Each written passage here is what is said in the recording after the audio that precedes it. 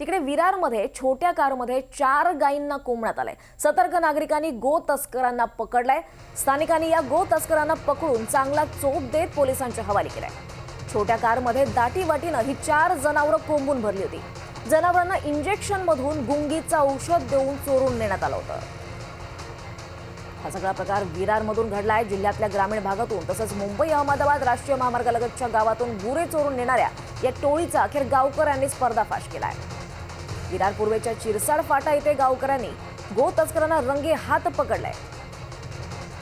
एक छोट्या कारमध्ये दाटीवाटीनं ही 4 जनावरं कोंबून नेताना यांना पकडण्यात आलं आहे। विरारमध्ये हा सगळा प्रकार घडलाय। विरारमध्ये छोट्या कारमध्ये या 4 गायींना कोंबण्यात आलं होतं। इंजेक्शन देऊन गुंगीचं इंजेक्शन त्यांना देण्यात आलं होतं। दरम्यान सतर्क नागरिकांनी या गो तस्करांना रंगे हात पकडलाय। या चोरट्यांना देखील नागरिकांनी चांगला चोप दिलाय, पोलिसांच्या स्वाधीन केलाय। हा सगळा प्रकार विरारमध्ये घडला। या जनावरांना इंजेक्शन मधून गुंगीचं औषध देऊन चोरून नेण्यात येत होतं। मुंबई अहमदाबाद महामार्गावरच्या शिरसाड भागातून एका भरधाव संशयास्पद कारमध्ये हा सगळा प्रकार घडला। दरम्यान स्थानिकांनी या गो तस्करांना पकडून चांगला चोप दिलाय। त्यामुळे गो तस्करीचा आणखी एक प्रकार हा समोर आलाय। अधिक माहिती घेऊयात आमचे प्रतिनिधी मनोज सातवी यांच्याकडून। मनोज, काय अधिक माहिती या घटनेसंदर्भात? दीपाली, मुंबई अहमदाबाद महामार्गावर विरार पूर्वेच्या शिरसाड फाटा येथे हा प्रकार उघडकीस आलेला आहे।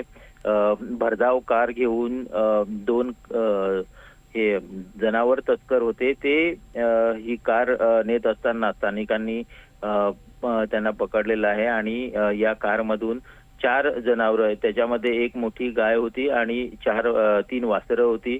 ही आढळून आली। त्यामुळे संतप्त झालेल्या नागरिकांनी या 2 गो तस्करांना चांगला चोप दिलेला आहे आणि त्यांना चोप देऊन पोलिसांच्या हवाली केलेलं आहे। हे गो तस्कर आहेत, हे महामार्गालगत किंवा ग्रामीण भागात जाऊन रात्रीच्या वेळी जे जनावरं असतील त्यांना गुंगीचे इंजेक्शन देऊन या कारमध्ये टाकून त्यांची तस्करी करतात, जेणेकरून कारमध्ये असल्यावर कुणाला संशय येणार नाही। मात्र अशा घटना वारंवार होत असताना नागरिकांनी सतर्कता दाखवलेली आहे आणि या गो तस्करांना पकडून त्यांना चांगला चोप देऊन पोलिसांच्या हवाली केलेला आहे।